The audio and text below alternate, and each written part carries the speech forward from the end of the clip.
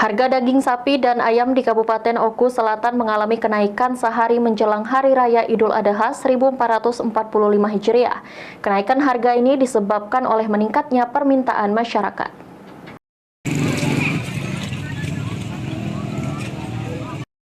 Harga daging sapi dan ayam di Kabupaten Oku Selatan mengalami kenaikan sehari menjelang Hari Raya Idul Adha 1445 Hijriah. Kenaikan harga ini disebabkan oleh meningkatnya permintaan masyarakat.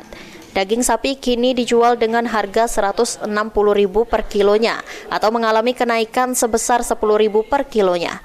Pada hari biasa daging sapi dijual dengan harga Rp140.000 hingga Rp150.000 per kilogramnya. Sedangkan daging ayam mengalami kenaikan Rp5.000 hingga Rp6.000 per kilogramnya. Semula harga daging ayam di pasar tradisional Saka Selabung Kabupaten Oku Selatan mencapai Rp32.000 hingga Rp35.000. Pergeseran harga daging ini terjadi sejak 3 hari menjelang Hari Raya Idul Adha, di mana sehari menjelang Idul Adha harga daging ayam mencapai Rp38.000 hingga Rp40.000 per kilogramnya. Kalau menjelang Hari Raya 15 per kilo. 150. Untuk tulang? Tulang 130.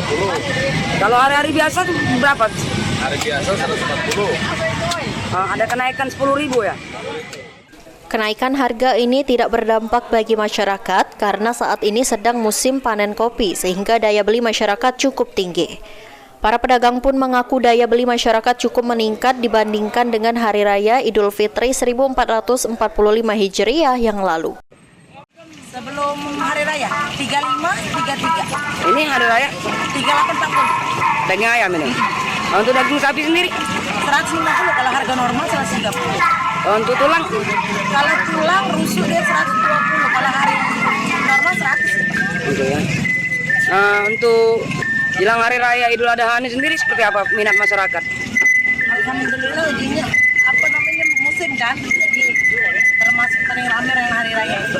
Dibanding Hari Raya Idul Fitri? Dibanding Hari Raya Idul Fitri termasuk ini yang paling Rame ini ya. luar biasa. Sri Fitriana, PAL TV.